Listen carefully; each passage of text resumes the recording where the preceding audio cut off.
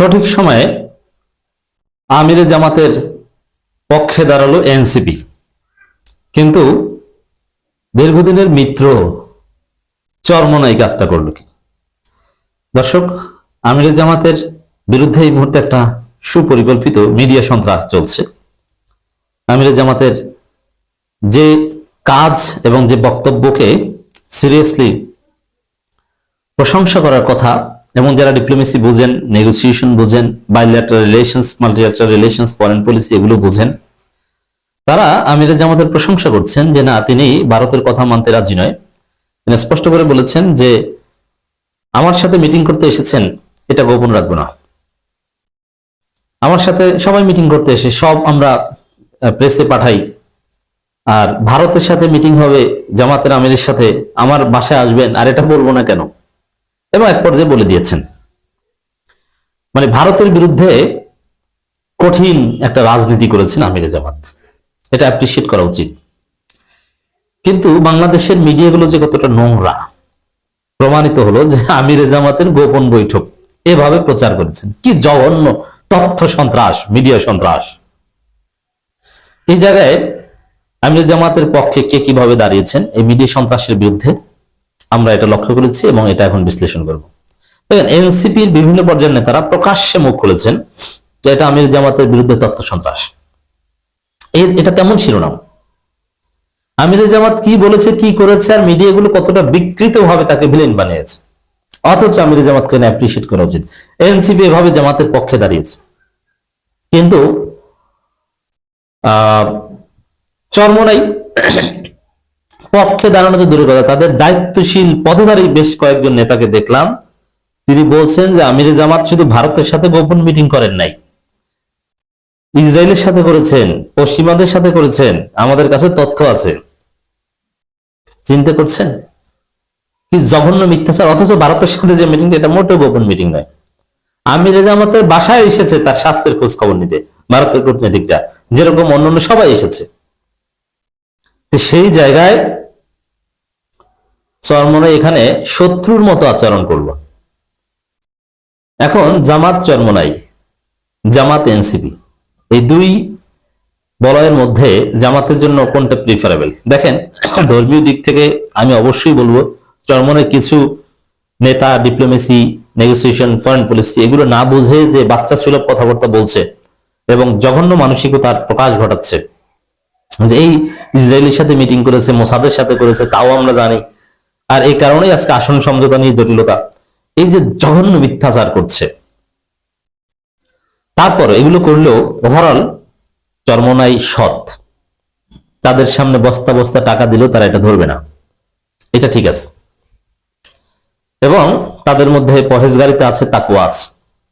জামাতের উপর জুলুম করছে মানুষ তো একদম পাপের ঊর্ধ্বে না, কিন্তু ওভারঅল সততার দিক থেকে এনসিপির চাইতে অনেক এগিয়ে, এটা আমি বলবো। কিন্তু এনসিপির অনেক লোক আছে সৎ, জামাত চরমোনাইয়ের মতোই সৎ।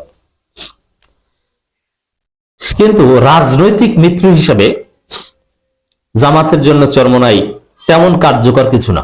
ভোটের রাজনীতিতে কিছুটা, কারণ চরমোনাইয়ের ভোট আছে, 4-5% ভোট আছে, এটা জামাতের বাক্সে গেলে এটার একটা তাৎপর্য আছে ডেফিনেটলি। কিন্তু ডেফিনেটলি এটার একটা তাৎপর্য আছে, কিন্তু পররাষ্ট্রনীতি, জাতীয় রাজনীতি, এই সব দিক বিবেচনায় চরমোনাইয়ের চাইতে এনসিপি জামাতের কাছে তাৎপর্যপূর্ণ মিত্র।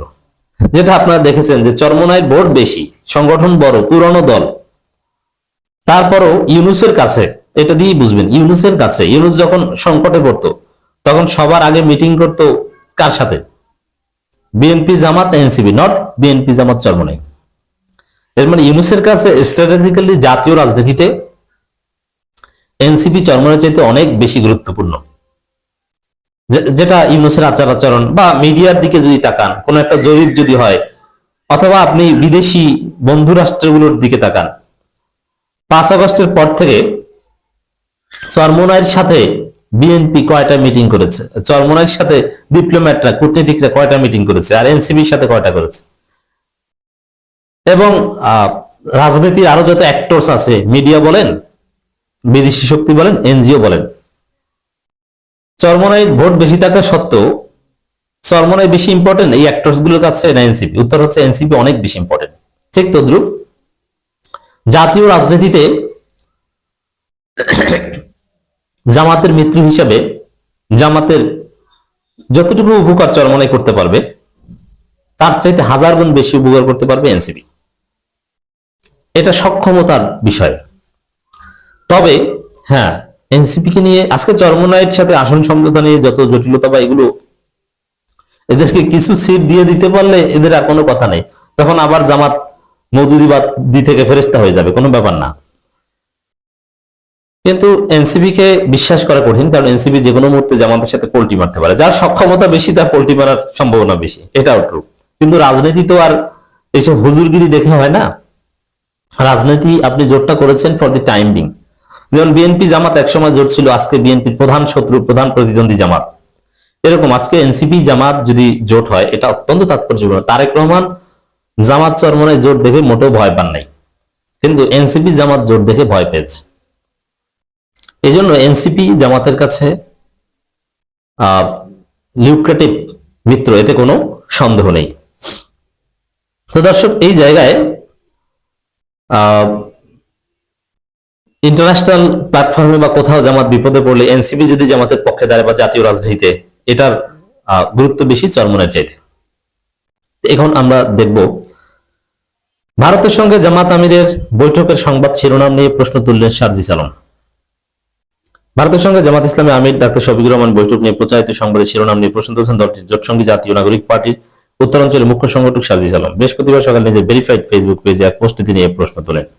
ভারতের সঙ্গে জামাত ইসলামীর আমির শফিকুর রহমানের বৈঠক নিয়ে প্রচারিত সংবাদের শিরোনাম নিয়ে প্রশ্ন ফেসবুক পোস্টে তিনি লেখেন, জামাত আমিরের সাথে ভারতীয় 2 কূটনীতিক বৈঠক করেন এবং সেই তথ্য পাবলিকলি না জানানোর কথা বলেন। জামাত আমির প্রতি উত্তরে বলেন, 2 দেশের স্বার্থ সংশ্লিষ্ট বিষয়ে আলোচনা হতেই পারে, এক্ষেত্রে গোপনীয়তার কিছু নেই এবং পরবর্তীতে আলোচনা হলে পাবলিকলি হতে হবে। এই তথ্য জামাত আমির নিজেই সংবাদ সংস্থা রয়টার্সকে জানান। তারপর সেটা বাংলাদেশের মিডিয়া আসে। অথচ আমাদের দেশে তথাকথিত দলকানা ব্যক্তি গোষ্ঠী দলীয় পারপাস সার্ভ করা কিছু মিডিয়া হাউস শিরোনাম করেছে জামাত আমিরের সাথে ভারতের গোপন বৈঠক। দেখেছেন কি নোংরামি? সার্জিস আলম লেখেন, এই হলো আমাদের দেশের মিডিয়ার অবস্থা। এমন অনেক মিডিয়া হাউস আছে এভাবে আওয়ামী লীগ এবং শেখ হাসিনাকে সার্ভ করত, এখন আবার উদ্দেশ্যপ্রণীত ভাবে নতুন ঠিকানা খোঁজা শুরু করেছে। তো এখানে এই এনসিপি নেতা সঠিক সময়ে বিষয়টা জাতিকে ক্লারিফাই করলেন, এটা স্মার্ট বন্ধুত্বের জোটসঙ্গী হিসেবে দায়িত্বশীল আচরণ।